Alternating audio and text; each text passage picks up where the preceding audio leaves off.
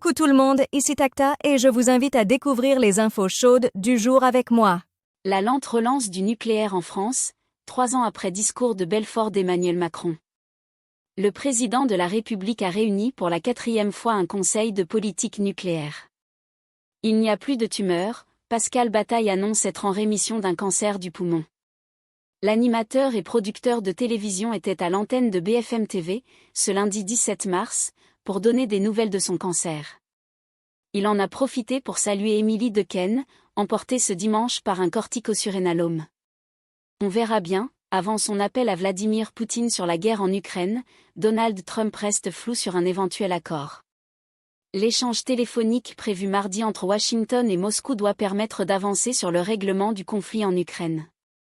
Mais de grandes incertitudes demeurent, notamment sur les conditions posées par le Kremlin à une trêve de 30 jours, principe déjà accepté par Kiev.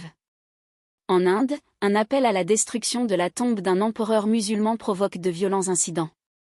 Le chef de l'exécutif de l'État du Maharashtra, l'ultranationaliste hindou Devendra Fadnavis, a exhorté la population à ne pas croire les rumeurs et regretter de devoir protéger la sépulture d'Aurangzeb, malgré ses actes passés de persécution. À la Gaîté Lyrique, à Paris, les forces de l'ordre évacuent les jeunes exilés qui occupaient les lieux.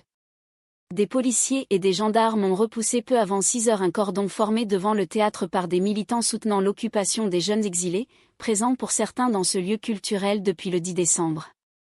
Cela a provoqué des brûlures au 3e degré sur son pénis, Starbucks condamné à payer 50 millions de dollars pour un thé renversé.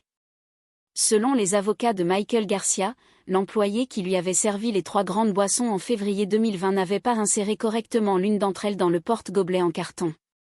Lorsqu'il a pris le plateau, la boisson s'est renversée, provoquant des brûlures au 3e degré su.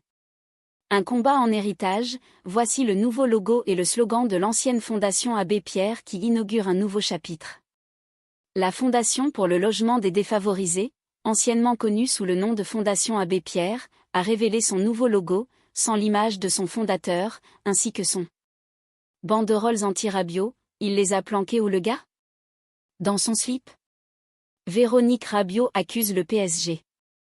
La mère et agent de l'ancien Parisien Adrien Rabiot a accusé le PSG de ne pas avoir suffisamment œuvré en coulisses pour contrôler les messages diffusés dans le virage Auteuil, dimanche, lors du classique contre l'OM.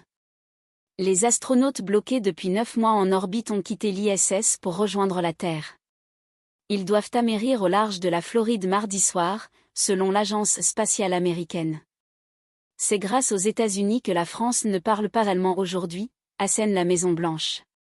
Lundi, la porte-parole de la Maison-Blanche a vivement critiqué l'eurodéputé français Raphaël Glucksmann, qui avait demandé aux Américains de rendre la Statue de la Liberté.